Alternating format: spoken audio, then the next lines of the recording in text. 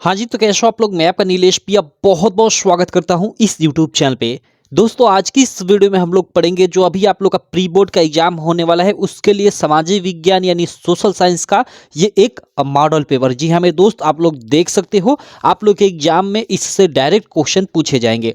तो चलो इसको सॉल्व करते हैं पूरे के पूरे इस पेपर को। देखो, ये मैंने खुद पेपर बनाया हुआ है जो ऑफलाइन बच्चे हैं उनके लिए, तो इसलिए मैं यूट्यूब पे भी डाल दे रहा हूँ आप सबके लिए भी। ठीक है, यहाँ पे देख सकते हो, इधर मैं आपको दिखाना चाहूंगा। एकदम ये आपके नए नए क्वेश्चन है, एकदम छांट छांट कर मैंने मतलब काफी इंपॉर्टेंट इसमें डाला हुआ है। आपके प्री बोर्ड के लिए ही नहीं, आपका जो मेन बोर्ड परीक्षा होगा उसके लिए भी ये सारे के सारे क्वेश्चन बहुत ही ज्यादा इंपॉर्टेंट है। इधर मैं आपको इधर भी दिखा देता हूँ, 1 मिनट। जो मैप वाला प्रश्न है वो भी हम लोग इस वीडियो में सॉल्व करेंगे। यहाँ देख सकते हो, ये मानचित्र वाला प्रश्न है, मैप वाला। मैप अच्छे से भरकर उसको भी मैं आपको समझाऊंगा। यहाँ पे आप लोग देख सकते हो, पहले से ही मैंने इसको सॉल्व कर लिया अच्छे से। देखो, ये आपका भरा हुआ है, इसको अच्छे से हम लोग समझेंगे कि मैप कैसे भरा जाता है और कहाँ कहाँ क्या क्या चीजें भरी जाएंगी। ठीक है, चलो शुरू करते हैं इस वीडियो को। बाकी कहूंगा, चैनल को आप अभी तक सब्सक्राइब नहीं किए हो तो चैनल को सब्सक्राइब कर लेना और बेल आइकन को भी दबा लेना, जिससे मेरी सारी वीडियो की नोटिफिकेशन आपको मिलती रहे।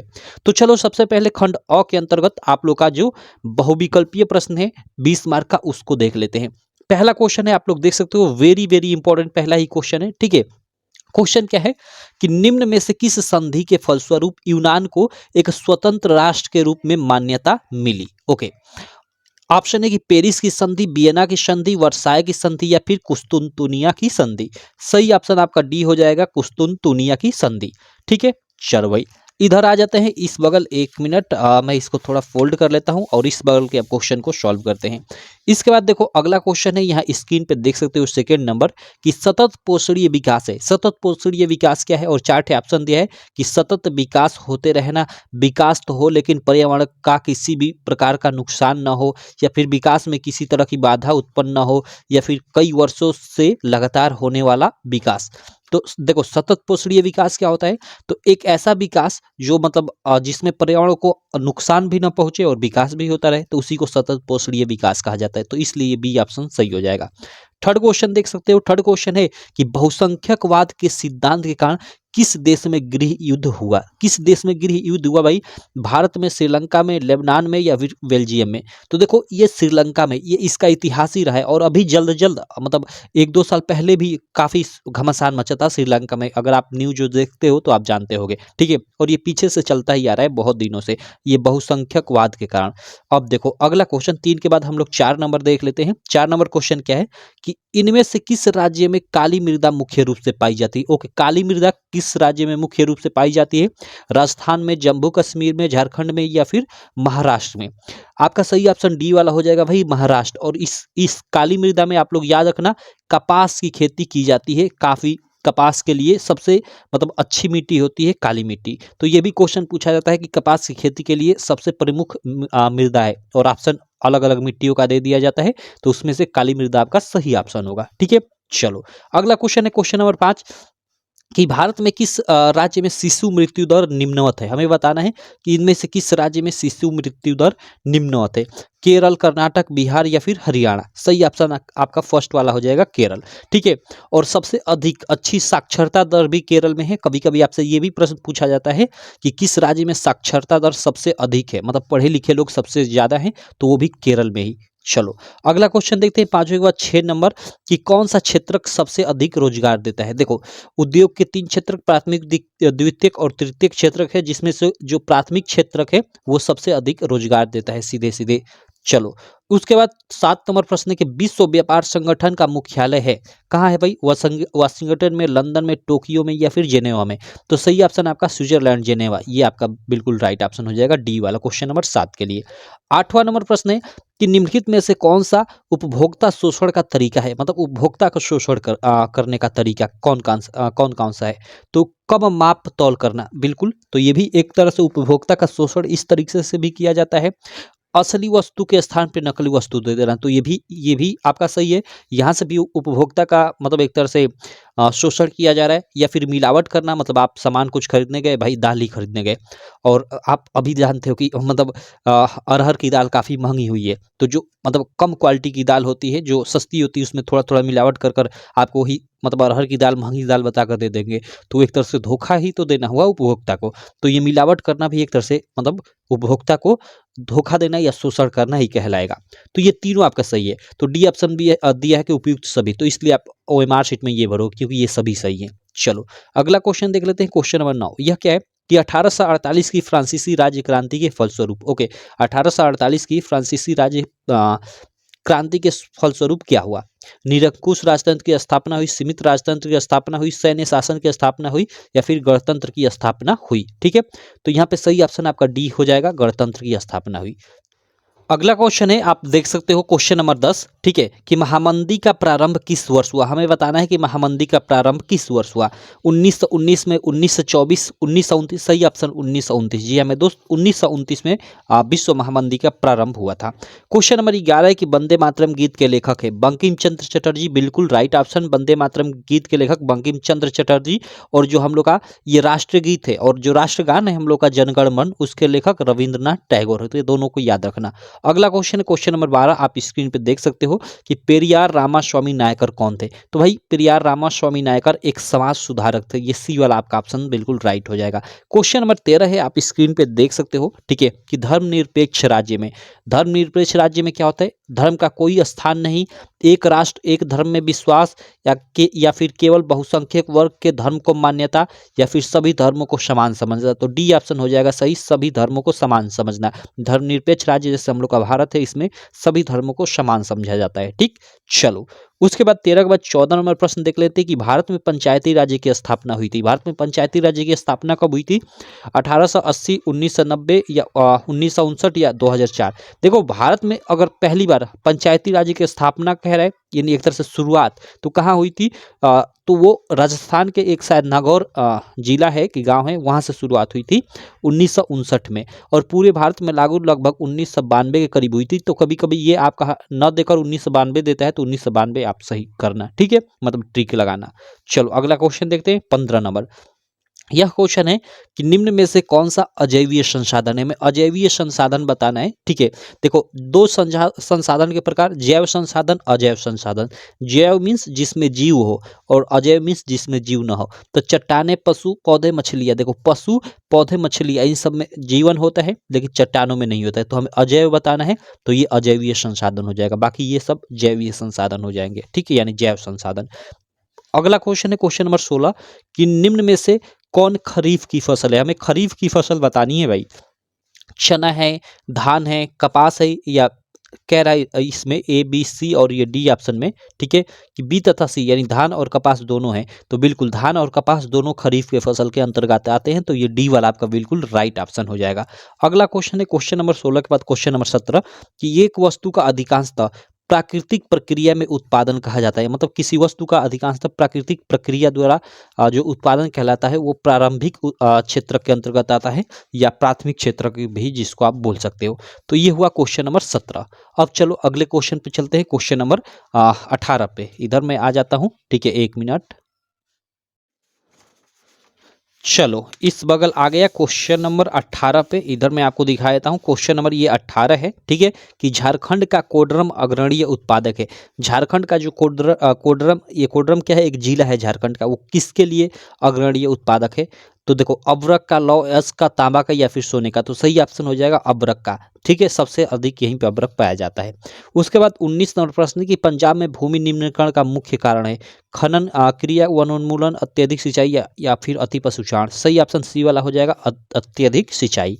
क्वेश्चन नंबर 20 है कि निम्न में से किस राज्य की प्रति व्यक्ति आय सर्वाधिक है? तो भाई वो हो जाएगा हम लोग का हरियाणा। हरियाणा में प्रति व्यक्ति आय काफी सर्वाधिक है, ठीक। अब देखो यहाँ पे हम लोग का 20 एमसीक्यू हो गया। 20 एमसीक्यू के बाद अब यहाँ पे आपके वर्णनात्मक प्रश्न शुरू होंगे, ठीक है, और 2 वर्णनात्मक प्रश्न रहेंगे। एक फर्स्ट वर्णनात्मक प्रश्न जिसमें आपके कुल 8 प्रश्न होंगे और ये 4-4 मार्क होंगे, 4-4 मार्क वाले होंगे, जिनका आंसर आपको 8 में से केवल 4 का देना होगा। और उसके बाद एक वर्णनात्मक प्रश्न 2 होगा जिसमें आपके कुल 8 प्रश्न रहेंगे, लेकिन उनमें से 4 का ही उत्तर देना होगा और ये 6-6 मार्क के होंगे। ठीक, तो उनको मैंने यहाँ पे नहीं लिखा है। इसके बाद केवल ये मैप वाला प्रश्न ऐड कर रखा है। ठीक है, तो चलो मैप वाले प्रश्न को हम लोग कर लेते हैं। बाकी ये पेपर मैंने खुद बनाया हुआ है, ठीक है। तो चलो ये सारे के सारे जो भी क्वेश्चन बता रहा हूँ काफ़ी इंपॉर्टेंट है। बाकी मैप के प्रश्न बताने से पहले थोड़ा मैं आपको लक्ष्य बैच के बारे में बता दूं, ठीक है। हमारी ऐप है एक लक्ष्य बैच के बारे में मैं आपको बता देता हूँ, ठीक है। हमारी ऐप है यूपीएमएसपी स्टडी, यूपीएमएसपी स्टडी। इसको आप गूगल प्ले स्टोर से डाउनलोड कर लेना, ठीक है, या इसका लिंक इस वीडियो को मैं डिस्क्रिप्शन में भी दे दूंगा। भले ही आप बैच ज्वाइन करो या ना करो, लेकिन ऐप डाउनलोड कर लेना, आपकी स्टडी में काफ़ी हेल्प करेगा। यहाँ फ्री में आपको आपका जो भी प्रीवियस ईयर पेपर है 2023 वाला, ठीक है, सभी सेटों का मिल जाएगा। तो देखो लक्ष्य बैच में एक्चुअली हम लोग क्या दे रहे हैं कि लक्ष्य बैच हम लोग का अभी आपको ऑफर में मात्र 199 रुपये में मिल जाएगा, ठीक है। इसकी प्राइस आपकी 299 रुपये थी, लेकिन अभी मात्र 199 रुपये में आपको मिल जाएगा। इस बैच में बेसिकली आपको क्या मिलेगा कि यूपी बोर्ड का जो 2023 का पेपर हुआ था, ठीक है, उसमें हिंदी का जो पेपर हुआ था उसके 7 सेट का, मैथ का 7 सेट का, साइंस का, इसी तरह सारे सब्जेक्ट के 7 सेट का आपको क्या मिलेगा, सॉल्यूशन मिलेगा। और सॉल्यूशन में आपको वीडियो के साथ साथ क्या मिलेगा, पीडीएफ सॉल्यूशन भी मिलेगा, अच्छे से पीडीएफ अच्छे से लिखा हुआ कि संदर्भ है तो वहां पे लिखा गया कि संदर्भ प्रस्तुत गद्यांश हमारी पाठ्य पुस्तक हिंदी के मित्रता नामक पाठ से लिया गया है, जिसके लेखक आचार्य राम शुक्ल है। ऐसे अच्छे से डिटेल में लिखा हुआ आपको सारा का सारा पीडीएफ मिलेगा। और उसमें साइंस, मैथ, हिंदी सारा मतलब हर एक सब्जेक्ट का सॉल्यूशन मिलेगा पीडीएफ, ठीक है। और उसके अलावा आपको साइड में टेस्ट भी मिलेगा, ठीक है, लगभग आपके 30 से 40 टेस्ट भी वहां पे मिलेगा। तो आप इन सब चीज़ों को पढ़कर एग्जाम में आसानी से 80 से 90% ला सकते हो। और आपका जो बोर्ड द्वारा जारी मॉडल पेपर है उसका भी सॉल्यूशन यहाँ पे मिलेगा, ठीक है। और मैं अपनी तरफ से जैसे ये मॉडल पेपर बनाया था, इसी तरह बहुत सारा मॉडल पेपर बनाया हूँ, तो वो भी वहाँ पे आपको मिल जाएगा। और एग्जाम टाइम में वायरल पेपर और भी बहुत सारी चीज़ें मिलेंगी। तो आप हमारी ऐप डाउनलोड कर लेना यूपीएमएसपी स्टडी, और वहाँ पे आपको लक्ष्य बैच मिल जाएगा। आप वहाँ पे पेमेंट कर देना 199 रुपये और डायरेक्ट वहीं से ज्वाइन कर सकते हो। अगर पेमेंट करने में कोई दिक्कत है, आपके पास सुविधा नहीं है, तो आप किसी भी दुकान कैफे अपने भैया या फिर चाचा किसी से भी वहाँ पे आपको कोर्स में जाएंगे लक्ष्य बैच में, तो आपका एक क्यूआर कोड वहीं पे मिल जाएगा। क्यूआर कोड पे आप पेमेंट कराकर, ठीक है, और वहीं पे मेरा नंबर मिल जाएगा, नंबर पे आप स्क्रीनशॉट भेज देना पेमेंट का, आपको बैच में ऐड कर दिया जाएगा, ठीक है। तो चलो ये हुआ लक्ष्य बैच के बारे में। अब हम लोग चलते हैं आगे, मैप वाले प्रश्नों को करते हैं। यहाँ पे आ जाता हूँ और मैप वाले जो भी प्रश्न है उनको हम लोग सॉल्व करते हैं। देखो मानचित्र कार्य यानी मैप में आपके 2 सेक्शन से प्रश्न आएंगे। आपका जो हिस्ट्री वाला पार्ट है यानी इतिहास वाला, वहाँ से आएगा, और एक आपका भूगोल से आएगा, इन्हीं 2 पार्टों से। बाकी जो आपका पॉलिटी वाला और इकोनॉमिक्स उससे नहीं आएगा, ठीक। तो चलो यहाँ पे सबसे पहले आपके ये निर्देश देखो, हिस्ट्री वाले पार्ट से है ये आपका कि निम्नलिखित स्थानों को भारत के दिए गए रेखा मानचित्र में इस चिन्ह, ये चिन्ह दे दिए कि चिन्ह द्वारा नाम सही दर्शाइए। सही नाम तथा सही अंकन के लिए 1/2 + 1/2 यानी आधा आधा अंक निर्धारित है, ओके। और ये आपका 5 टे प्रश्न है, ठीक। चलो पहले प्रश्न को करते हैं। पहला प्रश्न है कि वह स्थान जहां सितंबर 1920 में कांग्रेस का अधिवेशन हुआ। देखो यहाँ पे सितंबर 1920 में कांग्रेस का अधिवेशन बोला जा रहा है, तो सितंबर 1920 में जो कांग्रेस का अधिवेशन हुआ था वो कलकत्ता में हुआ था। कहाँ हुआ था भाई, कलकत्ता में। तो देखो यहाँ पे सितंबर, ये 2 अधिवेशन हुए 1920 में, ठीक है, एक दिसंबर में एक सितंबर में। तो सितंबर वाला आपका कलकत्ता में हुआ था, और दिसंबर 1920 में जो हुआ था वो नागपुर में हुआ था। तो इसमें काफ़ी सारे लड़के कंफ्यूज होते हैं, तो याद रखना ये एक विशेष अधिवेशन हुआ था सितंबर वाला। तो इसका आंसर कलकत्ता हो गया। इसको हम लोग मैप में अब कैसे दर्शाएंगे, तो चलो इसको मैं आपको दिखा देता हूँ। यहाँ पहले से मैंने दर्शा रखा है, देखो यहाँ पे। अब देखो ये पूरा इंडिया का मैप आपको ऐसे मिला रहेगा, आपको वहाँ मिलेगा एग्जाम आप देने जाओगे तो एग्जाम हॉल में।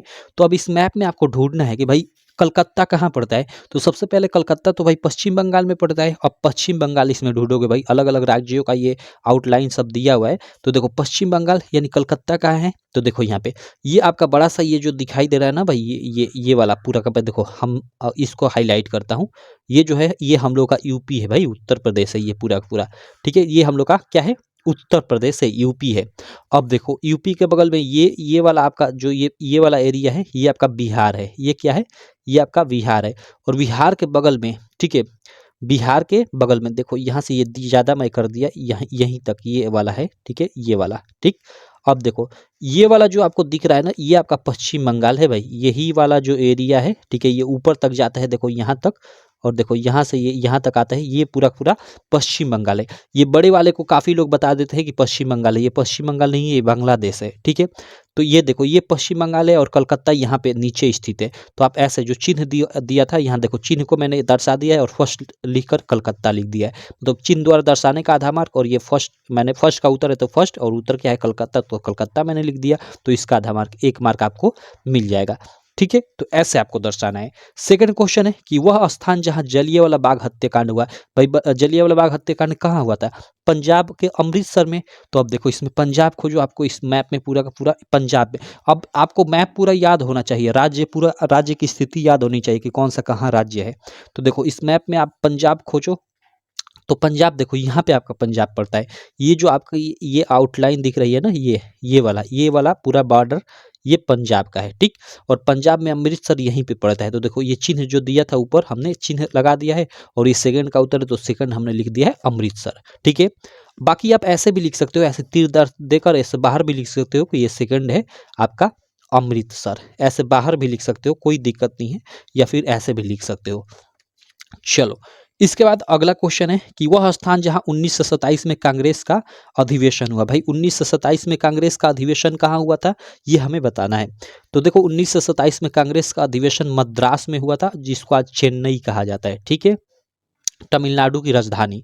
तो देखो अब आपका मद्रास कहाँ स्थित है भाई, तो आप मैप में आओगे तो देखो यहाँ ये वाला जो सबसे नीचे वाला एरिया है ना, ये यही आपका क्या है, यही आपका तमिलनाडु है भाई, यही आपका तमिलनाडु है, और यहीं पे मद्रास स्थित है। तो जो चिन्ह दिया था ऐसे चिन्ह द्वारा दर्शा दोगे और यहाँ पे लिख दोगे आप मद्रास थर्ड, और यहाँ पे लिख दोगे मद्रास, ठीक। तो आपको इसका 1 मार्क मिल जाएगा। अब देखो इधर मैं आ जाता हूँ, 1 मिनट, अगला प्रश्न देखते हैं। वह स्थान जहाँ सूती मिल श्रमिकों का सत्याग्रह हुआ था, तो वह अहमदाबाद में हुआ था भाई।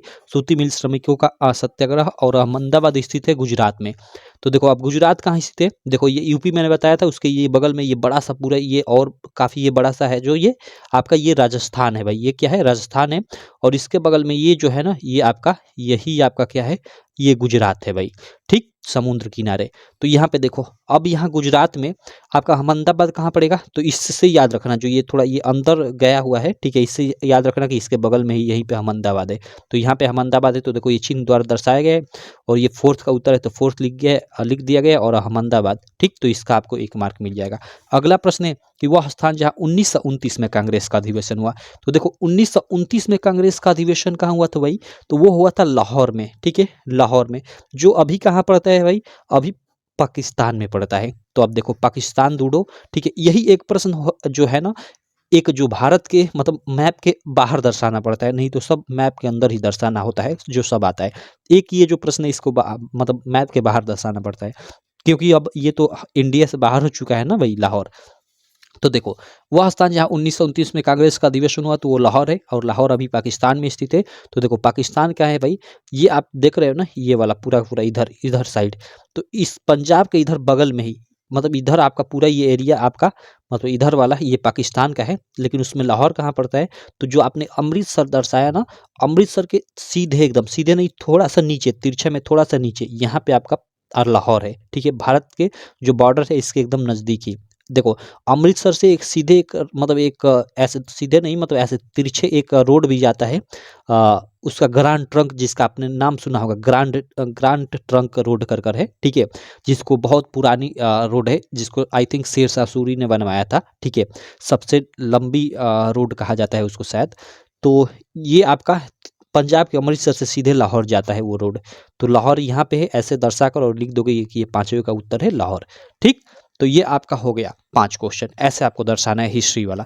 और ये देखना आपके एग्जाम में कहीं ना कहीं इन पांचों में से कम 3 क्वेश्चन तो आ ही जाएंगे, या आपकी भाग अच्छी रही तो ये पांचों के पांचों आ जाएंगे। ये सारे के सारे काफ़ी इंपॉर्टेंट है। अगला देख लेते हैं, अगला प्रश्न अब भूगोल वाला। अब इसमें क्या है कि इसमें भी निर्देश दिया है और दिए गए भारत के मानचित्र में निम्नलिखित को दर्शाइए, इसको दर्शाना है और हम लोग के यहाँ पे 5 क्वेश्चन है। अब देखो उसमें हिस्ट्री में आपको एक ही चिन्ह देता है, ये चिन्ह दे दिया था, इसी चिन्ह द्वारा सबको दर्शाना था, लेकिन इसके लिए अलग अलग चिन्ह दिया है। तो चलो इसको अलग अलग ही चिन्ह से दर्शा लेते हैं। जैसे पहला है कि नागार्जुन सागर बांध को ये स्क्वायर के चिन्ह द्वारा हमें दर्शाना है, नाम सहित दर्शाना है। मतलब नागार्जुन सागर बांध कहाँ स्थित है भाई, ये हमें दर्शाना है, ठीक, नाम सहित। तो इसको आप दर्शा दोगे ऐसे, मतलब ये फर्स्ट है ना, नागार्जुन सागर बांध, इस चिन्ह द्वारा नाम सहित दर्शाना है। तो आप ऐसे, नागार्जुन सागर बांध का है, अब आपको ये मालूम होना चाहिए भाई। तो नागार्जुन सागर बांध जो है वो तेलंगाना राज्य में स्थित है, ठीक है। हैदराबाद जो है ना उसकी राजधानी, उसके पास ही। तो देखो आपका ये, आपका जो नीचे आप देख सकते हो, ठीक है, ये जो है आंध्रा, ये आंध्रा है इसके बगल में, ठीक है। आपका ये जो है ना, ये वाला, सॉरी नीचे आ गया मैं, माफ करना, ये वाला एरिया, ये आउटलाइन इतनी, यही आपका तेलंगाना है, ठीक है। अब देखो आपका यहाँ पे, अब आपको मालूम होना चाहिए कि कहाँ पे नागार्जुन सागर बांध स्थित है। तो यहाँ एकदम इसके नीचे, ये नीचे इस बॉर्डर साइड में आपका यहीं पे नागार्जुन सागर बांध स्थित है। तो यहीं पे आप ऐसे स्क्वायर का चिन्ह बना दोगे और ये फर्स्ट का उत्तर है, और क्या है, नागार्जुन सागर बांध, ठीक है। तो ये लिख दोगे कि ये नागार्जुन सागर बांध है, ठीक है। तो ये आपका मिल जाएगा 1 मार्क इसका। अब आपको अगला क्या दर्शाना है, तो अगला क्वेश्चन देखो, आपको कपास उत्पादन का एक क्षेत्र इस चिन्ह द्वारा नाम सहित दर्शाना है भाई। तो कपास उत्पादन का कोई भी एक क्षेत्र, आप महाराष्ट्र भी दर्शा सकते हो, बाकी गुजरात भी दर्शा सकते हो। तो देखो हमने यहाँ पे गुजरात में ऐसे ये बना दिया है, जो भी चिन्ह दिया था और लिख दिया है ये। अच्छा भाई ये सेकंड का उत्तर है ना, थर्ड नहीं है भाई, ये सेकंड है। तो यहाँ पे देखो थर्ड मैंने लिखा है, इसको आप सेकंड लिखो, ठीक है, इसको सेकंड लिखो। तो ये सेकंड का उत्तर गुजरात हो जाएगा भाई, ठीक। तो ये आपका सेकंड का उत्तर हो गया। अब देखो जो थर्ड है, बक्साइड उत्पादन का एक क्षेत्र, ये प्लस प्लस चिन्ह द्वारा नाम सहित आपको दर्शाना है। तो बक्साइड उत्पादन का एक क्षेत्र, कई सारे क्षेत्र है से, तो मैंने उड़ीसा में दर्शाया हुआ है, बाकी आप झारखंड में भी दर्शा सकते हो, झारखंड में भी बक्साइड पाया जाता है। तो मैंने उड़ीसा में दर्शाया है, तो यहाँ पे देखो प्लस प्लस डालकर उड़ीसा लिख दिया है, और ये थर्ड का उत्तर है, तो यहाँ थर्ड लिखो। ये थोड़ा टाइपिंग मिस्टेक है, ये माफ करना, ठीक है। चलो उसके बाद अगला क्वेश्चन है कि हैदराबाद नगर इस चिन्ह द्वारा नाम सही दर्शाना है। अब हैदराबाद नगर दर्शाना है भाई, हैदराबाद नगर तेलंगाना में पड़ता है। तेलंगाना यहाँ पे नीचे स्थित है, इसके बीचों बीच, मतलब ये पूरे मैप के बीचों बीच में आपका तेलंगाना स्थित, मतलब तेलंगाना राज्य की राजधानी हैदराबाद स्थित है। तो यहाँ पे आप जो चिन्ह दिया था गोलाकार, तो गोलाकार चिन्ह लिख दो। अब पांचवा, ये पांचवा नहीं भाई, चौथा था, तो ये आप फोर्थ लिख दो यहाँ पे, ठीक है। और फोर्थ का उत्तर हैदराबाद है। उसके बाद पांचवा क्वेश्चन है कि ब्रह्मपुत्र नदी, ये चिन्ह दिया हुआ है, इस चिन्ह द्वारा नाम सही दर्शाना है। अब देखो ब्रह्मपुत्र नदी, यहाँ देखो आपको यहाँ से स्टार्ट होती है भाई, ये शायद दक्कन के कौन से पठार हैं, ठीक है। यहाँ देखो ये हम लोग का यूपी है ना, और यही यूपी के ऊपर यहाँ पे ये पूरा पूरा ये जो यहाँ पे नेपाल स्थित है भाई, ये आपका नेपाल है, ठीक, यूपी के ऊपर, ठीक है, बिहार के ऊपर। अब देखो तो ये आपका इसके नेपाल के बगल से ही एकदम सटे हुए है, यहाँ से पहाड़ों से स्टार्ट होती है नदी, ठीक है, ब्रह्मपुत्र नदी, और ऐसे आकर, ठीक है, यहाँ अरुणाचल प्रदेश से होते हुए ऐसे आकर ये आपका असम से होते हुए मेघालय में प्रवेश करती है, और फिर यहाँ पे ये बांग्लादेश में प्रवेश करती है, और बांग्लादेश में प्रवेश कर कर, ठीक है, अंत में यहाँ बंगाल की खाड़ी में चली जाती है, ठीक है। तो यहाँ थोड़ा अंत में ऐसे कर दो, क्योंकि अंत में जो चिन्ह दिया है उस प्रकार से थोड़ा ऐसे कर दो अंत में, ठीक है। तो आपका ये पूरा का पूरा दर्शाया हुआ हो जाएगा, और लिख दो ये पांचवे का उत्तर है, तो पांचवा लिख दो, और ये ब्रह्मपुत्र नदी लिख दो, इसका आपको 1 मार्क मिल जाएगा। तो इस प्रकार पूरा का पूरा आप मैप वाला भी प्रश्न दर्शाओगे, तो जिसका आपको 5-5 10 मार्क मिल जाएगा, ठीक है। तो 20 आपके एमसीक्यू और 10 मार्क के आपके ये मैप वाले प्रश्न, 30 मार्क के हमने क्वेश्चन इस वीडियो में देख लिया, ठीक है।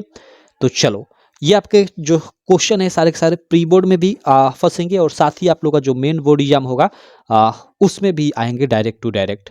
तो चलो आशा करता हूँ आपको ये वीडियो काफ़ी अच्छी लगी होगी, सारे के सारे क्वेश्चन काफ़ी अच्छे लगे होंगे। अगर आप इसी प्रकार की और वीडियो चाहते हैं तो आप कमेंट कर जरूर बताना, और साथ ही अगर आप अभी तक हमारी ऐप डाउनलोड नहीं किए हो तो यूपीएमएसपी ऐप डाउनलोड कर लो, यूपीएमएसपी स्टडी, इसका लिंक इस वीडियो के डिस्क्रिप्शन में भी मैं दे दूंगा, या प्ले स्टोर से भी आप डाउनलोड कर सकते हो।